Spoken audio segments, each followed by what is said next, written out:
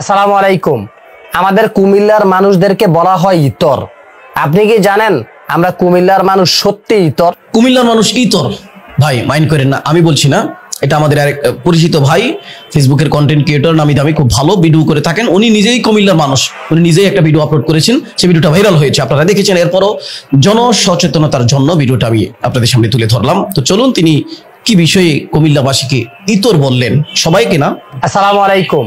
আমাদের কুমিল্লার মানুষদেরকে বলা হয় ইতর। আপনি কি জানেন আমরা কুমিল্লার মানুষ সত্যি ইতর?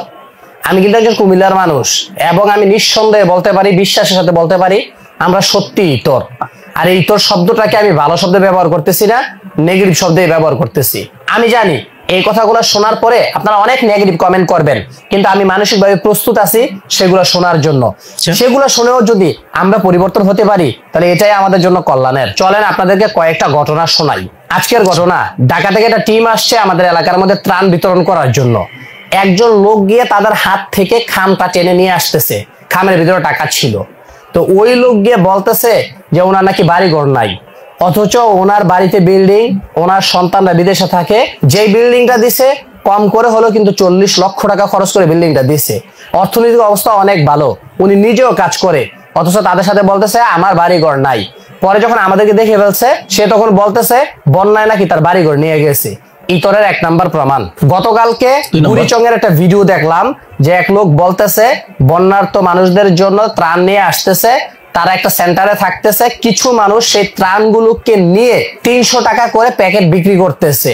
অর্থাৎ বন্যার্ত মানুষ পাচ্ছে না, আর কিছু মানুষ সেগুলা নিয়ে 300 টাকা করে বিক্রি করতেছে। আর একটা ঘটনা আজকে ঘটলো কি, একটা লোক গিয়ে ত্রাণ নিচ্ছে, অথচ ওই লোকের বাড়িতেও লক্ষ লক্ষ টাকা খরচ করে বিল্ডিং দেওয়া আছে, তার সন্তানরা প্রবাসে থাকে, খুবই ভালো অবস্থা। আর অপরদিকে আমাদের এলাকার মধ্যে নদীর পাশে তো হাজার হাজার মানুষ বসে আছে, যখনই কোনো ট্রলার দেখে ডাকাডাকি শুরু করে, অথচ প্রত্যেকটা দিন প্রত্যেকটা স্পটে 10-12টা করে ট্রলার থামতেছে, যদিও আমাদের এলাকায় এটা প্রয়োজনই নাই।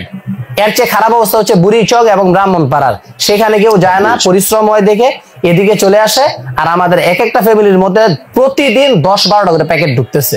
আরো কাহিনী শুনবেন, আমাদের এলাকায় যখন নির্দিষ্ট জায়গার মধ্যে ত্রাণগুলো আটকায়, অর্থাৎ যারা ত্রাণ নিয়ে আসে তারা যখন ভিতরের দিকে যেতে পারে না, তখন ওই এলাকার মানুষ যারা একটু ক্ষমতাসীন আছে ওই জনের কথা বলে বলে অনেকগুলা প্যাকেট নিয়ে যায়, নিয়ে নিজেরাই রেখে দেয় এবং আত্মীয় স্বজনকে দেয়। এই হচ্ছে আমাদের কাহিনী। আর একটা কথা বলতে ভুলে গেছি, এমন একজন ব্যক্তিকে ত্রাণ নিতে দেখছি যার পরিবারের সদস্যরা প্রতি মাসে কম করে হলে 4 থেকে 5 লাখ টাকা ইনকাম করে, এমন ব্যক্তিও ত্রাণ নেয়। এখন এই কাহিনী শোনার পরে আপনি কি বলবেন, আমরা খুব ভালো নাকি ইতর? আজকে আমি নিজে কুমিল্লার অধিবাসী হয়ে নিজেই নিজেকে ইতর বলতেছি, কারণ আমরা ইতরের মতো ব্যবহার করতেছি। যে কেন নিজেকে খারাপ করতেছি, কারণ আমরাই যখন 2022 সালে সিলেটের মধ্যে ত্রাণ নিয়ে গিয়েছিলাম, একটা এলাকায় যখন আমরা যাই, সর্বশেষ স্পটে আমাদের কাছে প্যাকেট ছিল মাত্র 25টা। সেই সময় ওইখানে আমাদের মানুষ উপস্থিত ছিল প্রায় 70-80 জন। আমরা যখন ওইখানে গিয়ে নামি তখন আমরা হতাশ হয়ে যাই, আরে এতগুলো মানুষ, প্যাকেট মাত্র 20-25টা, তারা তো কারাকারি করবে, আমাদের ইজ্জত থাকবে না। কিন্তু ঘটনা ঘটলো পুরোপুরি উল্টো। আমরা দাঁড়িয়ে বললাম দেখেন আমাদের কাছে প্যাকেট আছে মাত্র 25টা, আপনারা এতগুলো মানুষ আমরা তো দিতে পারবো না। একটা মানুষ টু শব্দ করে নাই। হ্যাঁ, আমি এখনো বলতেছি, একটা মানুষ টু শব্দ করে নাই, আস্তে করে চলে গেছে। যাদের কয়েকটা নামের লিস্ট ছিল তারাই নিছে। আর এই কাহিনীটা যদি আমাদের এখানে হইতো তাহলে এক একজন আইসা বলতো ভাই আমার বাপ নাই, মা নাই, জামাই।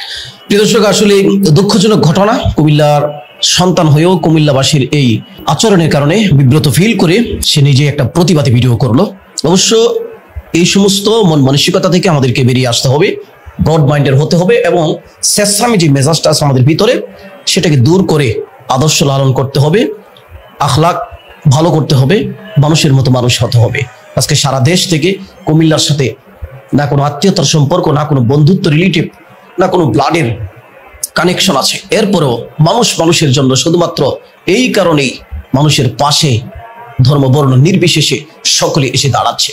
অতএব আপনাদের ব্যবহার, আপনাদের আচরণ অবশ্যই আরো নমনীয়, সহনীয় হওয়া উচিত, এবং যারা প্রকৃতপক্ষে দুর্যোগের সমস্যায় সম্মুখীন তাদেরই এটা প্রাপ্য, অন্যরা নিলে এটা ঠিক হবে না, এটা খাওয়া তাদের জন্য উচিত হবে না। এবং এমন কিছু ভিডিও দেখেছি যেখানে পানি দেওয়ার জন্য বলছে যে ভাই পানি আমার 2টা লাগবে না, একটা হলেই চলবে, অন্য ঘরে দিয়ে দেন, আমার ত্রাণ লাগবে না, আমার ঘরে ত্রাণ আছে, অন্য ঘরে দিয়ে দিন। এরকম মানুষও আমি নোয়াখালী, কুমিল্লার কিছু ভিডিওতে দেখেছি। তো সবাই যেরকম সেটা না, কিন্তু সে তার এলাকার এবং পার্শ্ববর্তী কিছু এলাকার চিত্রটা তুলে ধরছে, যেটা খুবই দুঃখজনক।